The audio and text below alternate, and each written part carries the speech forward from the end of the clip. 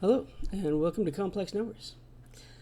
Sometimes when we try to solve seemingly simplistic equations, we'll get a confusing answer.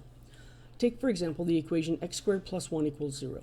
If we choose to use the square root property, we subtract 1 from both sides, and then we'll take the square root. Remember, when you take the square root as part of your process, you have to include plus or minus.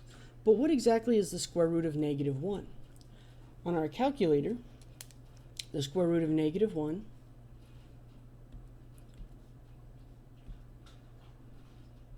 gives us a non-real answer. But we have options. We can come down here to complex numbers, and then if we try it again, we get I. All right, so this is the imaginary unit. The imaginary unit is given by I equals the square root of negative 1, and if you square it, it's a solution to our equation. I squared equals negative 1, so that negative 1 plus 1 equals 0. That's it, the imaginary unit. So, but don't give too much credence to the word imaginary. That's just one of those things that was named a long time ago. It's because we can't see the x-intercepts in a standard xy coordinate system. More terms, using real numbers along with the imaginary unit I, we have complex numbers. Standard form is a plus bi. A and b are real numbers. A is called the real part, and b is called the imaginary part. Bi is called purely imaginary if a is 0. If b is 0, this is just the same as a real number. So complex numbers are an umbrella that cover our real numbers, plus a little bit of extra, actually a lot of extra. With this imaginary unit, we can now simplify radicands with simplify radicals with a negative radicand. For example, when we're doing this, we are thinking that the square root of negative a equals the square root of negative 1 times a. Square root of negative 1 is I, and that's why we have I square root of a. So using this property, simplifying using the imaginary unit, we'll have I square root of 4, which is I times 2. And we'll frequently rewrite that so that the I is in the back, but not always. Let's take a look at our next example. This is I square root of 17. We have to use caution. When we write the I at the rear, behind the radical, instead of in front, we have to make sure that it does not somehow slip inside the radical. This is not the same as an I underneath. This is bad notation.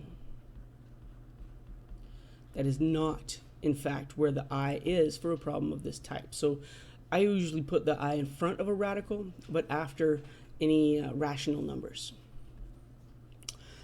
This is really why we're talking about complex numbers, and is to simplify the results of the quadratic formula. The first thing we can do is call this 6 plus or minus I square root of 72 all over 3. Keep in mind 72 is 9 times 8. It's also well, I don't know, let's just leave it at 9 times 8.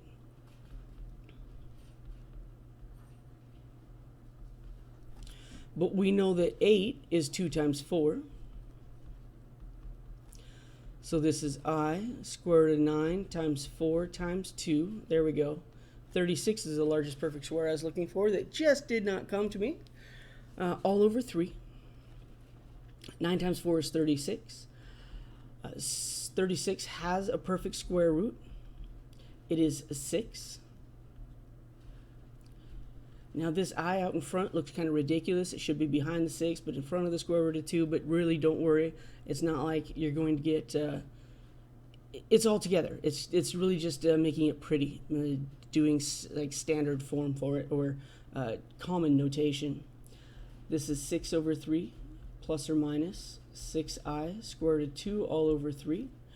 After we simplify the radical, then we can simplify the fraction. Instead of a single denominator, we can break it apart into 2 fractions to get 2i plus or 2 plus or minus 2i square root of 2. My goodness, I have a hard time reading that. The square root of -5 times the square root of -5. This will be I square root of 5 times I square root of 5, which is I squared square root of 25, which is a -5. Again, a word of caution. If we were to just multiply, we get the square root of 25, which we assume to be 5. This is not true. And we can check that on our calculator now that we have complex numbers mode set. The square root of -5 times the square root of -5 to give us our -5 answer. The square root of -5 times the square root of -5, it makes sense. A radical multiplied by itself should give you that radicand, and now that we have i's, we can see that that actually happens. So this is not the true in red. Operations on complex numbers, we can add, subtract, multiply, and divide just as we would expect. To simplify, using addition, we will add the real parts, 3 plus a -5, to give us a -2. I don't know why this is in red. This is not a caution. There we go. 3 plus a -5 is a -2. 1 plus a -2 is a -1i. Using our real parts to get us the -2, our imaginary parts to give us the -1. Don't make it any more challenging than that. If you would like, you can add these on your calculator. 3 plus I plus a -5 minus 2i to get a -2 minus 1i, or minus I. So you could always check your answers on your calculator if you have it set in complex mode. For subtraction, we distribute the negative. 2i plus 3 minus 7i. This is 3 minus 5i. And we could check again. Always just pause, check it, see what you get. When we are multiplying, when we're squaring a binomial, keep in mind that's the binomial multiplied by itself. Binomial, two terms.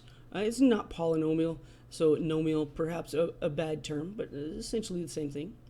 -2 times -2 is 4. -2 times 3i is -6i. 3i times -2 still a -6i. 3i times 3i is a positive 9i squared.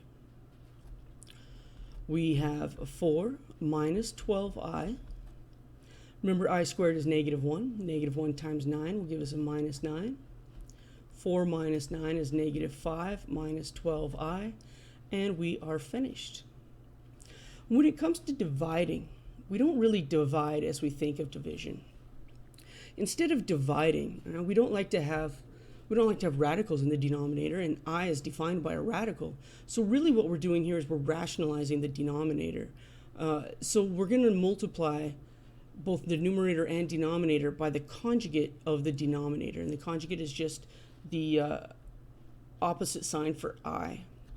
So when we multiply, I'm going to multiply here by 1 minus I in both the numerator and denominator. In the numerator, when I multiply by 1, pretty straightforward. In the denominator, 1 times 1 is 1. 1 times a negative I is negative I. 1 times a positive I is positive I. They cancel out. Plus times minus is negative I squared. Now don't get all cancel-y here. That's jumping the gun. We have to simplify the numerator and the denominator completely before we could interact with them. So 1 minus I squared is -1. 1 minus a -1. Let's make sure that's a negative sign. 1 minus a -1 is 1 plus 1, which is 2. And now we have 1/2 minus I over 2. And we could also check that here. Let's do 1 divided by 1 plus I. Let's see what our calculator shows us. 1/2 minus 1/2 I. So you could even do division on your calculator. Notice every time I input them, I put the complex number in parentheses, saying this is one number, this is the next number. I'm dividing by this entire number, so I use parentheses. Excellent. All right. Powers of I. I is the square root of -1. I is just I. I squared is -1. Right? That was the original property, the definition, or the finding of the imaginary unit. I cubed is I squared times I, which is -I. I to the 4th is I squared times I squared, which is -1 times -1, which is 1. Now I to the 5th will be 1 times I, which is I. I to the 6th will be 1 times -1, and so on. This is cyclic. So really all we have to worry about in order to simplify powers of I, I'm going to do 12 divided by 4 and get 3. No remainder. So this will be the same as I to the 4th, which is 1. Again, 57 divided by 4 goes in 1. 4 goes into 17 4 times. 1 left over. This remaining 1 means that this number, this I to the 57th, is equivalent to I to the 1st power, which is I. So you don't have to do all 56 beforehand if you remember the cyclic nature with a cycle of 4. All right, every 4 units, every 4 powers, the I recycles itself. All right, so the real reason that we want some complex numbers is we're in the quadratic formula section, not quadratic formula, quadratics. We sometimes have a quadratic equation that has no real x-intercepts, no real solutions. Well, in those cases, it does have complex solutions. So anytime we have a quadratic, our first step is to get it equal to 0. So let's subtract 3x squared from both sides. We'll subtract 1, divide by 2,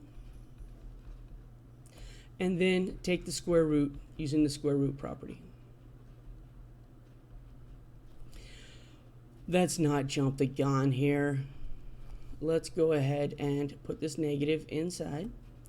When I have the negative, a square root of a -a, we know first of all that that is plus or minus I square root of a. Now this 1/2 under the radical is the same as the square root of 1 over the square root of 2. And when we rationalize our denominator, we will multiply by the square root of 2 over the square root of 2. That's a square root. You just can't see it yet. There we go.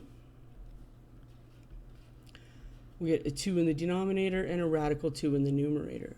So when we simplify this, we'll get plus or minus I squared of 2 all over 2.